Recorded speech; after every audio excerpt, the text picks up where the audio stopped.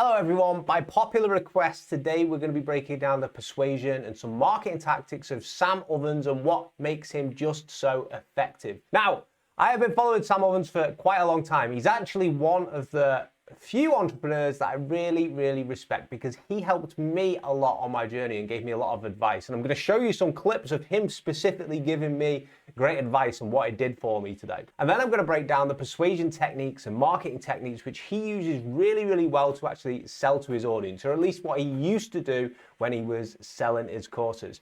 Now, just as a side note, you will have noticed before in the little poll which I release weekly that the cult persuasion video also drew with the Sam Ovens video. And to be honest with you, I have not done the cult persuasion video yet because I'm just wondering how to phrase it. Obviously, cults are very interesting to look at how they do the persuasion, how they do the manipulation techniques, but also as well, I don't want to spread knowledge which isn't common knowledge and shouldn't be common knowledge, if you know what I mean. So I'm just kind of figuring out, honestly, how I go about phrasing that video. And maybe you guys have got some suggestions for me about how I could kind of keep it clean a bit, and maybe how I could kind of avoid arming other people who just really want excess power and to build like a cult-like following. Because that's obviously not a good thing, right? But anyway, let's get on to the Sam Ovens video. So I'm going to show you two clips next where Sam was instrumental in my business growth. The first one is where he practically eliminated my scarcity mentality. And I didn't realize I even had a scarcity mentality at that point, but he identified it over a video, and it's because I was desperately trying, this was years and years ago, I was desperately trying to work out how I closed this client in this completely different niche, which I was on very early in my business ventures. And he told me the answer, but then he also gave me a little mindset hack as well, where I was like, I didn't realize I was actually suffering from that. Check this out. All right, I can see Rob Lely's question. Hi Sam, loving the course and community. I am in the job interview coaching niche. I was speaking to a prospect on a 15-minute call, and when I tried to set up a strategy session, the prospect explained that he will be interested in being coached on interviewing after he has finished his studies in 18 months' time, as he doesn't see the point in doing it right now. How would you tackle this objection? Thanks in advance. Sure. Yeah, so I mean, he's not a fit. This isn't an objection. He just is not a good fit. So remember, our first job isn't to sell, it's to diagnose. And when if we diagnose someone and we think we can help them, then we should offer our services to them. Then that's fine. Move on to the next person. It seems to me like you are just, the mindset you're in is a bit too scarce. You're like clinging to people. Most people aren't going to buy. That's the fact. And you just got to forget about them and move on to the next person. There's like 7 or almost 8 billion people in the world. I mean, you can just move on to the next one. There's no need to get hung up about one person.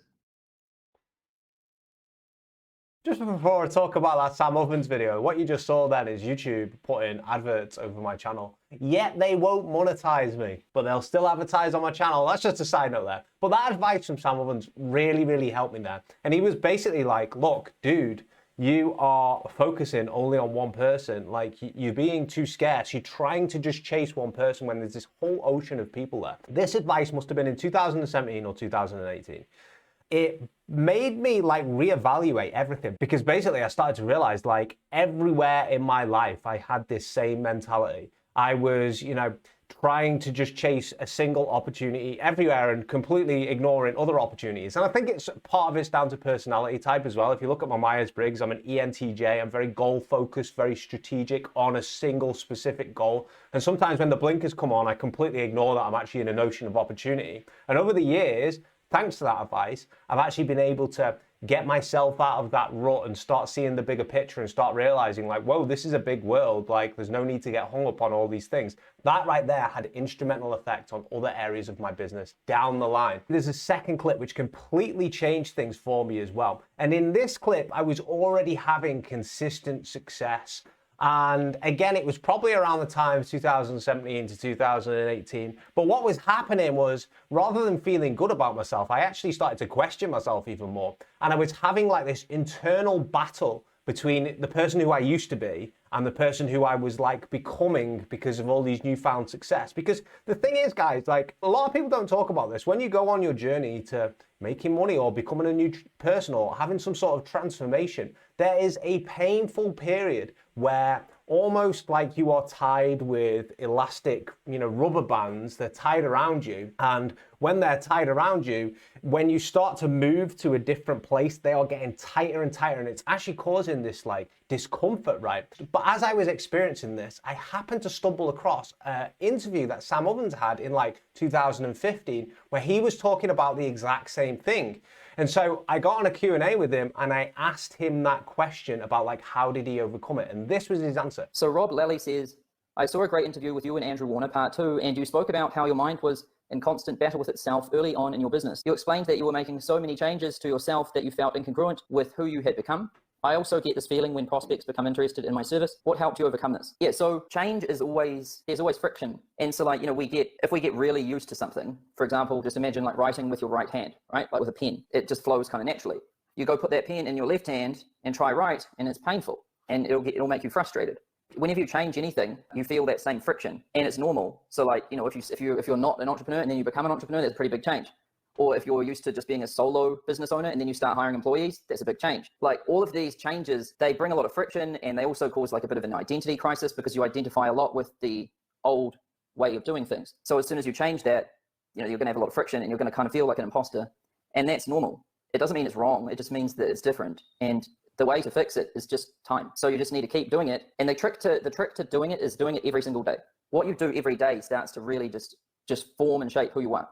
So, you know, if you're going to meditate, you don't do it randomly, you do it every day. If you're going to like eat well, you eat well every day, you sleep well every day. And over time, the things you do every day start to build really big things. So if you want to know how to overcome it, it's just daily repetition and consistency over time. I watched that video back, and even now, me years later, he's got to have said that to me in 2017, 2018, somewhere around there, when I was getting, you know, first initial consistent success. And even now, watching years and years later, like I still look at that and I'm like, damn, that was good advice.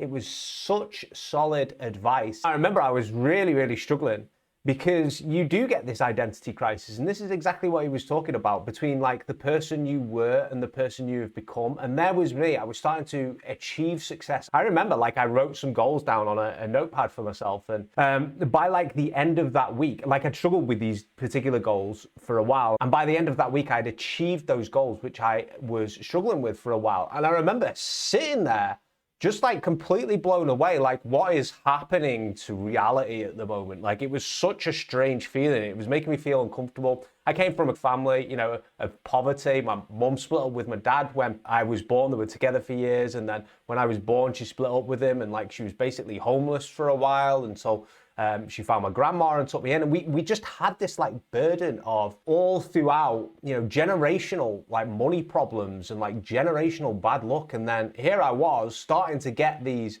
things working well for me, and it was causing like this internal pain in my head. And he was just like, continue what you're doing, repetition, consistency over time, and it'll help you with the identity crisis you're having. Stuff like this was absolutely invaluable. And I remember I used to sit there and listen to Sam Ovens' Q&As when I hadn't even asked any questions in something. I used to listen to everyone else's answers. And one of the best persuasion and marketing techniques that Sam did was answer the questions of his audience and then publish those answers.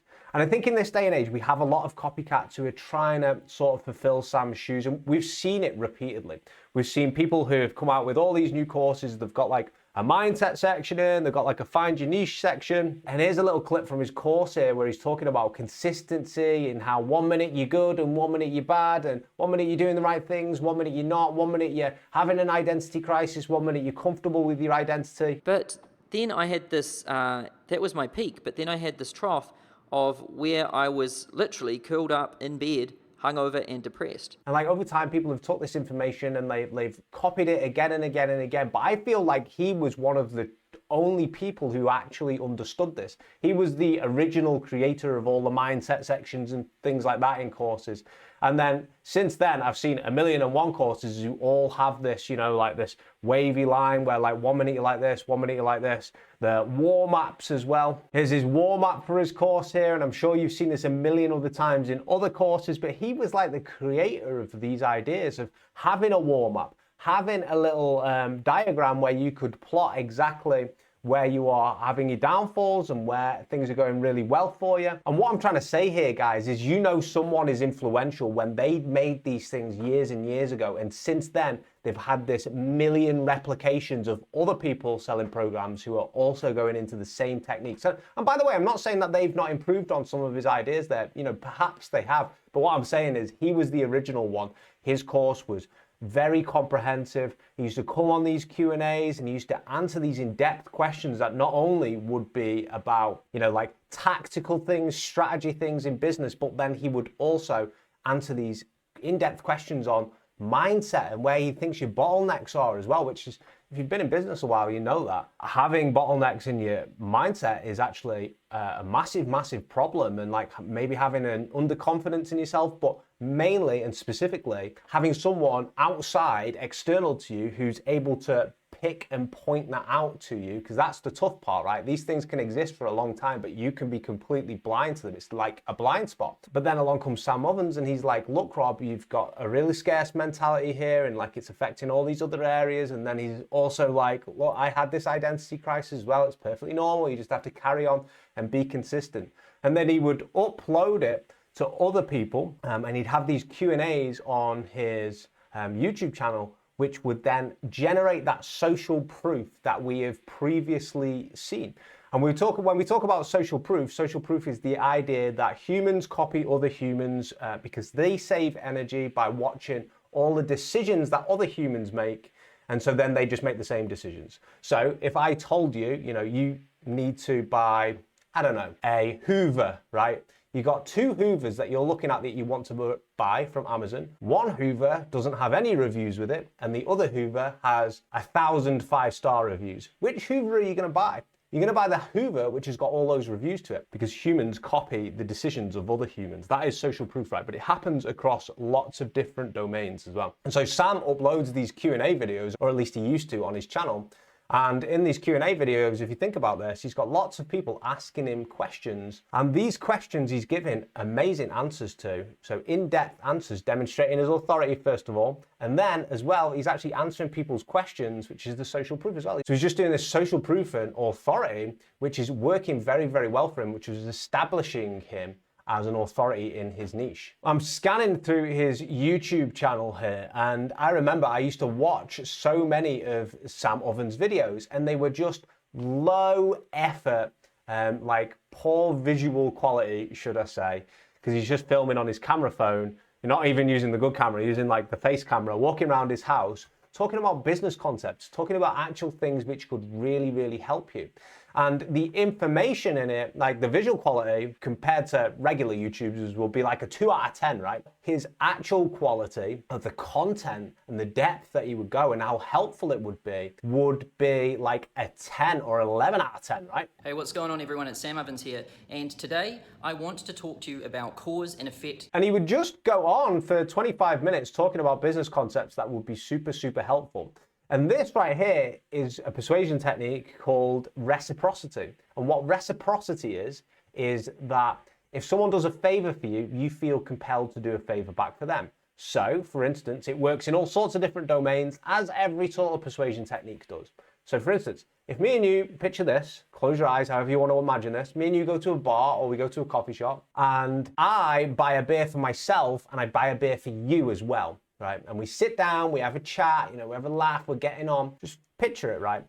When we both start getting to the bottom of our drinks, you will start to get this urge in you, feeling like, I owe Rob a beer. I feel like I need to go to the bar next and buy him a beer. That's just how the relationship works. This is reciprocity. And that's it working in an everyday example. When someone does a favor for you, you feel the need to do a favor back. It's the same as what Alex Hormozi does on his channel, if you've seen that video, where he gives an awful lot of value. So Sam and Alex did the same technique. They just gave a ton of value and tactics, and people would watch them. And then what would happen is people would buy from them. And they would buy from them because they felt they owed a favor to Sam or Alex. They've helped them so much. And I'm just watching this now and I've got a little bit of nostalgia because I actually missed this sort of content. But the problem is with persuasion and anything in life, nothing is quite black and white. So what we're seeing right now, where we've got a sea of gurus out there, all promising you massive things, all giving you value and hours of time of free value and everything, they have seen techniques like this work for Sam. They've seen it work for Alex. And they're now even going as far as basically copying, Alex's videos or Sam's videos, right? Like pretty much word for word, and then saying it in their own way. And they're assuming because that's what Sam and Alex did, they will also get the same result. But the problem is now is that anything that's done too much in life, the value gets lost on it because it's no longer scarce, it's no longer urgent, it's very common, right? So when something is common, then people stop acting on it the same. So at the moment, as we've seen in all these other videos, we've got all these influencers, these gurus coming out now. There's probably the most gurus, make money online gurus, that right at this point that there's ever been in the world. And they assume the secret technique or tactic, the overarching strategy which they've got to do these days is create a YouTube channel, offer lots of value on it, social proof the comments with fake engagement, but it just isn't that effective anymore. The reason why is everyone is doing it now. So you've got a ton of people now doing 1 to 2 hour long presentations on, giving pure value in the hopes that they buy their course with all these fake engagement comments underneath, which are now quite easy to spot because everyone's doing it. And it actually has the reverse effect. People get put off that now. But the timing is so important for Sam because when he started doing all of this was 5-6 years ago, that video that we were just looking at there, which would have took us to, 2018, 2019, the same time frame where he was giving me advice. But the problem is that in those times, there was a rise of entrepreneurships, of people wanting to be entrepreneur who found these single, non-flashy, non-hyped up videos filled with, pure, raw value of a guy sat in front of his camera who's got the proof to back up his claims that he's a multi-millionaire and is also teaching you how to do the same thing. In this environment, it's very, very effective. But now people look at this and they think, well, I'm just going to copy that because that's what worked for someone else, and it doesn't work for them. This is some of the laws of the world, unfortunately. When something's used too much, it doesn't really work anymore. And when Sam used to do all this stuff, release all this great advice, it was the timing as well, which made this, his techniques, his strategy, ultra persuasive. And I just don't see many people talking about the nuances of persuasion and how, like, if you note down all these persuasion principles and all these persuasion examples and know exactly what to say, how to show your authority, how to social proof things, how to weave in, reciprocity as well, how to do all these things, and then suddenly you just don't get the same result as the person who came previous to you because you've lost that novel factor now because you're in a sea of other people who are also doing the same. And it also now makes people think like, well, is this person even real? But Sam basically had no other serious competitors at his time who were doing these types of videos, which is the key ingredients to why he was able to dominate in that period, in my opinion. And I miss that version of Sam, I think what he's doing now is fantastic. I've only had a few who I believe key instrumental people in my life. One of them, Sam Ovens. Another one's a guy called Ramit Sethi. He was even earlier on, who really changed things for me as well. He's like he's a OG masterclass copywriter. He did like friggin' 21 million in a week with launches and things like this. Like, he's an OG. He's very, very good at what he does, and his advice was amazing. And there's a few other people which I'll talk about in future videos. Basically really helped me early on.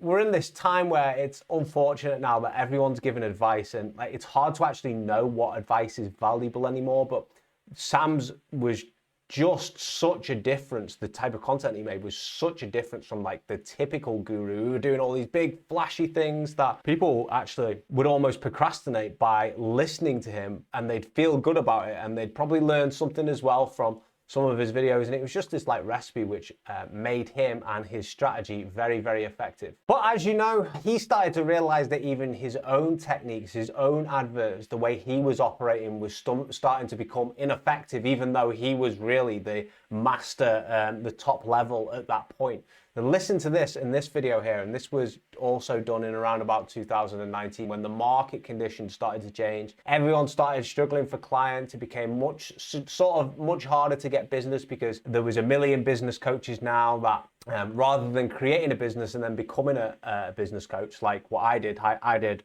resumes, career stuff, interview coaching and all that stuff first.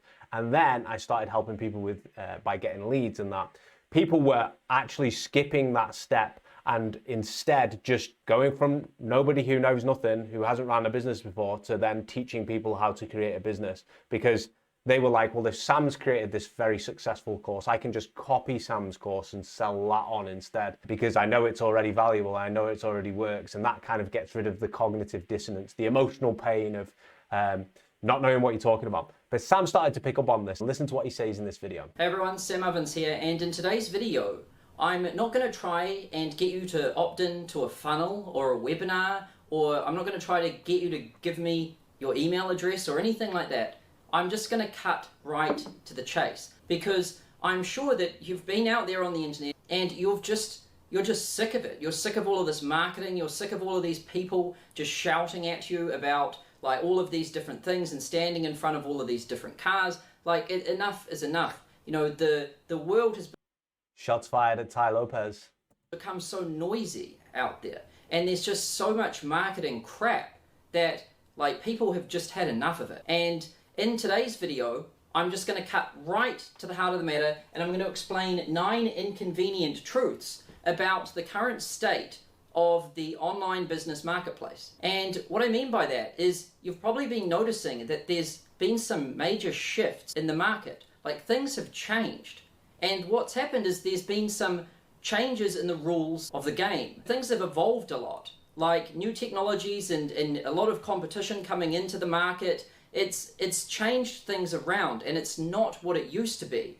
Back about 2 years ago, it was very easy to make some Facebook ads work. Like it was fly-by-night. Operators could come in there, throw up some like really sketchy product and landing page and things and make money. But that can't happen anymore. You know, traffic prices are really expensive. Conversion rates have gone down, and the responsiveness of somebody on your email list has deteriorated rapidly. So he was amazing at seeing when the strategy in the market changed as well. So he could use all these persuasion techniques, but he was also very, very, very switched on to when there was a change where things started to become less effective himself. He could probably sit here and do all these breakdowns and analysis himself, even though he probably doesn't quite know as much as, just because I study it, right? Probably doesn't quite know as much on persuasion as me, but because he can just interpret the market as well. So that was like a superpower of his. And he's talking about the changes in the market. I think that was filmed in like 2019. There's been about 10 changes since then. It's got more and more and more difficult, more and more tough. The competition has went up even more now. You know, there has been all sorts of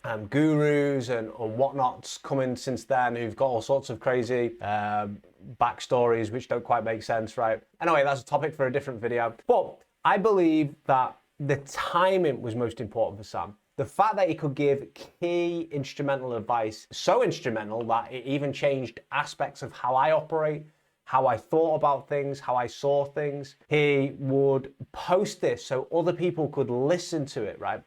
He would have what looked like genuine engagement under his videos of actual social proof, showing his authority all the time. He would be giving nothing but value, and he would be standing out from other YouTubers because his videos were just filled with value and he didn't care about quality at all. All that coupled with the fact that like he could see the strategy of the market, he could see when the game changes, and he would adapt rapidly to it as well. I think all that created the key ingredients for Sam to be ultra persuasive, have ultra good marketing techniques as well. A lot of people in marketing and selling and persuasion and in business, right, they focus too much on the specific tactics rather than like the general frameworks. And I think that is some of the biggest problems for people in business. You know, I used to run a lead gen agency, and I would talk about some strategies of, you know, human psychology, about like how you can get people to reply to you, how you can make them feel comfortable enough to jump on a call. And I would release content about this, and I would say in this content as well, like it's not so much what you're saying to the person. Like I could still apply these strategies to pretty much any message that I send, but as long as the general conversation fits with the human psychology component, nothing really else matters. But like the number one question I would still get is like, what's the best message to send to prospects? It didn't like matter how many times I would hammer this this message that it's more about the human psychology out there to people. People still want the tactic, right? It's just how humans are really. But Sam was a master strategist, and he knew that, you know, it's generally what's happening with the game, generally what's happening with the environment, with the actual strategy in general. It's not the tactics which made it work. Well, I hope you guys enjoyed this video. Give me a shout. Let me know in your votes, in the polls that I put out, who you want me to cover next. And I'll do my best to put together a video for you. Just watching this video, and I'm so glad I've just revisited some of those key pivotal moments in my career as well, in terms of what turned me around. And I'm just thinking about it right now, like, you know, when something just makes you really nostalgic, and like, I've just watched them videos just for the purpose of this content, but like, I'm like, oh yeah, I remember that now. So hopefully you just got as much of an insight from that as the pleasure I did revisiting that moment. Okay, guys. As always, reach out to me via email, messages, whatever. Leave me a comment. Take it easy. See you later.